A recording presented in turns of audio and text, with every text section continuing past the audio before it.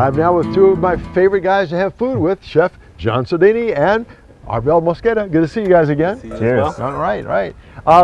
Chef to the stars. Before we get started, tell us some of the famous people for whom you have cooked. Oh, there's a good list. Just a few. Yeah. President Barack Obama was pretty cool. Yeah. Reese Witherspoon's amazing. Andrew Luck, I've cooked for him a lot. He's wow. He's cool. Yeah. Geez, a lot of people. Rahm Emanuel is really cool. Rahm Emanuel, some great people. That's an impressive quite a list. few. Yeah. You cook for Arbel once in a while? Yeah, I cooked for his wedding actually. Yeah. Did really? Yeah. How about that? Well, there you go. See, now the list is complete. By the way. Okay, let's talk about what you're preparing today to go with this wonderful. Which wine are we drinking? Is it GSM? GSM, yeah. The Dumb Luck GSM. Go ahead. Grenache, Syrah, Mourvedre. Right. So it's a great Rhone blend. Really elegant, really bright, really food friendly. Yeah. So it's The Rhones are known for that. They're known for being yeah. food friendly. Yeah. Absolutely. When in doubt, go Rhone. Yeah. Right? I love it. Actually, I think you told me that. I may have said that once or twice. So for me, this brought me back to classic French bistro. Yeah. Because all those really nuanced flavors, the really strong violet and a little bit of the green peppercorn, and just the richness, but the long lingering finish as well. So for me, I really wanted something meaty. So I wanted the flat iron steak, and so I sous vide this flat iron for 1 hour. Right. That means under pressure, so it's really going to make it nice and tender. What's Arbel doing over there right now? Oh, Arbel. This is the beautiful duck fat butter that we infused. Yes. Just getting ready for the flat iron steak. Right. Get a nice sear on it. And Arbel's specialty is cooking with duck fat and duck liver. Well, Duck there you fat, go. liver, butter.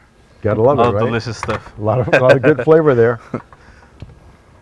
So this is the one you chose, John, because it just had the right balance for the flavors that you plan to put into this dish? Exactly. There is a strong meatiness coming from the Syrah and the Mourvedre together. Right. And then there's that mouthfeel from the Grenache. Each one of the varieties stands out so well, and they also meld so well together. So I thought it'd be a really fun pairing. There's enough bright acidity, too, to go well with the red meat. Right. All right, so while that fat is melting, Yeah. I'm going to go ahead and get ready a salad. So this is kind of my take on a steak frites. Steak frites, as you know, nice steak, arugula, aioli, and french fries. Right. Yep. Gotta have them. So we're going to do a nice little wild arugula salad. Mm-hmm. I prefer wild arugula than the regular baby arugula. It's a little spicier, a little brighter, and I find that the finish goes much better with wine. And what are you pouring in there right now? This is my simple red wine vinaigrette. Oh, so it's okay. We filled up to here with some really good red wine vinegar. Right. You put a tablespoon of Dijon mustard, a tiny bit of fresh chopped garlic, a little bit of fresh thyme, sea salt, a tiny splash of agave, which is the secret, and then olive oil. Some nice Arbequina olive oil. Sounds like a nice blend of flavors, right? Classic French Rhone, right? Yeah, that's right. So you just shake it up, and there you go. You have a simple vinaigrette. All right, so now that We're about ready. Yeah, butter's ready to go. Arbel, please have the honor. Okay, here we go. Don't mind if I do. I love it. Now, how long, once the pan is ready, how long will it take for this to cook to perfection? That's a great question. So, depends on how hot we can get this beautiful little stove right here. Hot as possible if you can. I'm not rushing you. I'm just curious. Like if I were doing this at home, Sure. How much time would I give Honestly, myself? it's just a few minutes. If you get the pan nice and hot, it's just a few minutes on the first side until you get a good sear. You flip it over, rule of thumb, half the amount of time as your first sear. Oh, okay. So, we're trying to make dishes that everything's in one pan. It's to make it easier cleanup in the kitchen, easier execution. I like that. With that, we also sous vide some beautiful heirloom fingerling potatoes as well. Yeah. All different colors and shapes. And these are And dry all local. farmed. All local, All yeah, local, like it yeah. says. All Yeah. dry farmed and local as well. Well, you want seasonal and you want local, right? Yeah. Exactly. That's- yeah. the Always. future. Always. It tastes better, it's more sustainable. Right. It's even for you when you go to the grocery store. And I see some other green things here besides the arugula. What are these green things? We have some beautiful thyme, again, local, Right. from the Cape Day Valley. And we have some chervil as well, which it's going to really bring out the hint of the slight, almost licorice in the back of the GSM blend. I think it really brings it all together. I need to have a the taste now to remind myself of what that's like. Exactly.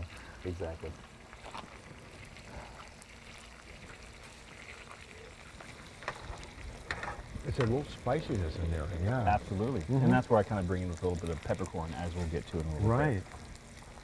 I really love these wines, though. This GSM is such an elegant blend. It is an elegant blend. I mean, that's one of the things that the Rhone blends are typically known for, is how versatile they are for food pairing. Oh, absolutely. Really versatile. Yeah. I mean, you can have it from anywhere from wild game to steak to fish. Yeah, you can. That's true. Yeah. Or even pasta, if you like. Depending Absolutely. on what kind of sauce you have with the pasta. Exactly. What components are inside it? Yeah, too. exactly. Absolutely. That's right. It's That's a right. really great versatile And this is a wine. particularly wonderful blend, this Dumb Luck. I mean, which is an interesting name. Yeah. But because there's nothing dumb about this wine. No. We're lucky to be drinking it. Exactly. Couldn't have said it better myself. Well, that's why I said it. Spencer with a bird. A little longer. Gotta have some fun, right? Exactly, Yeah. exactly. Patience with the steak. Patience. it. Yeah, Yeah. you can't rush a good steak, Spencer. That is For true. sure. Yeah, gotta take your time on So that. we added some of these beautiful hand of the wood mushrooms here as well. Oh, yeah. We marinated these and we're just giving it a soft sear. Soak up some of that meat flavor. Right. And again, there is a certain different kind of forest floor meatiness in these mushrooms that will really go well with the terroir in the Right. GSM, especially with the Grenache. And you don't want to put the mushrooms in too soon, right? No, they'll 'Cause then burn. yeah. Yeah, they'll burn. Yeah. Yeah, we want it, once the meat starts really searing, we want to start soaking up all that wonderful flavor. Oh man, I can't wait to try this. The aroma's coming out of the pan, and Yeah. I'm quite a distance away, and yet I can smell the aromas already. Oh, absolutely. Yeah. In there. Absolutely. You know, the reason I chose the duck fat to sear the steak in, other than I have a tattoo that says I love duck fat, I forgot about that. but it really is I've to seen add, that tattoo before. Yeah, it's to go add to the richness of the dish too, because you know, with a Rhone wine, there's a good amount of gaminess to it, Yeah. the terroir, if you will, the funk. But all these grapes are grown so beautifully and so well, and blended together magnificently, that I really wanted to have fun with that terroir and that gaminess, Right. and sear it with the duck fat.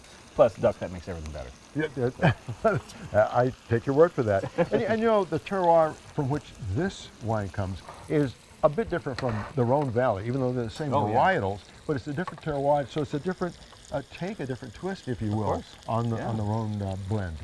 Yeah, you know, the volcanic soil out here. Yeah. It's really fun for the wine. And Oh, you can taste that absolutely. minerality in it too. You really can. I like that minerality. Yeah, it adds a good bit of complexity Yep. and elegance as well. I like minerality in my white wines too. That's why I'm not big on some of those buttery, oaky Chardonnays. Oh, I like yeah. the Burgundian style. You know, Oh, absolutely. leaner, sleeker, bit more minerality, more acidity.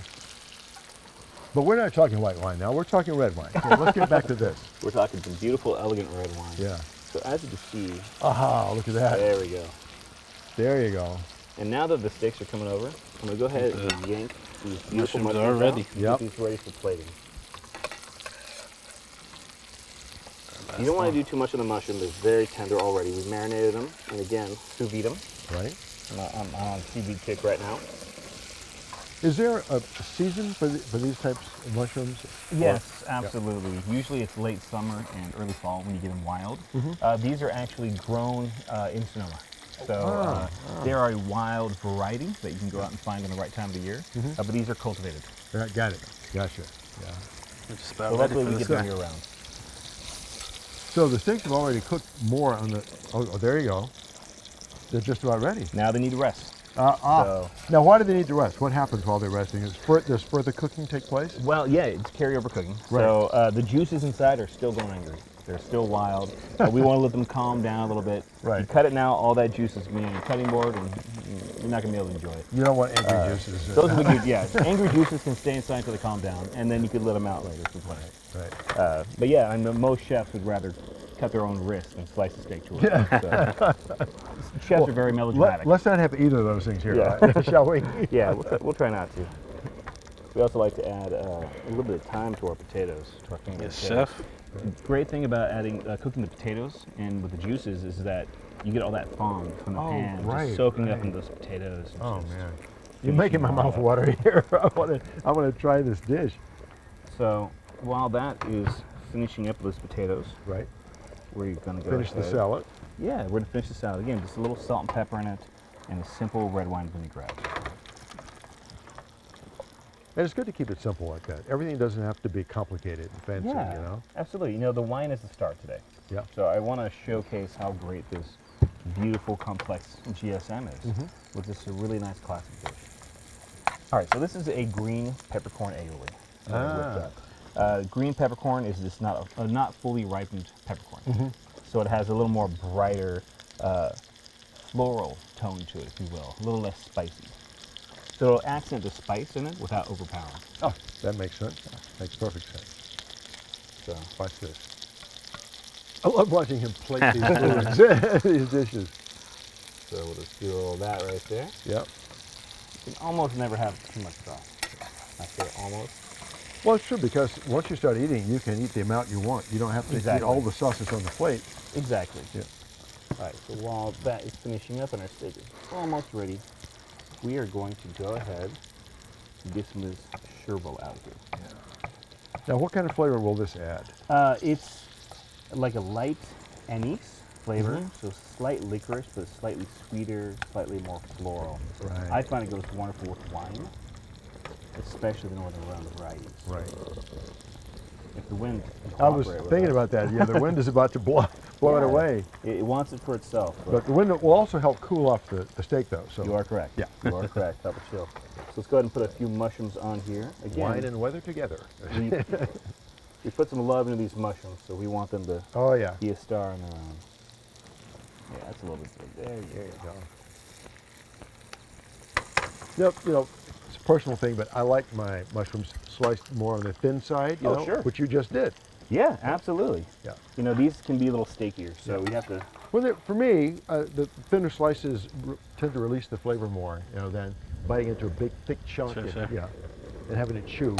Absolutely. Absolutely. It can be very frustrating. Yeah. All right. Wow. A few potatoes here. The plate looks good already. I mean, I know the steak is the finishing touch, but already it's just Here. beautiful. Let's go ahead and get into this guy right here. Let's do that. So, oh yeah, look at that. You want to go against the grain right here? Okay.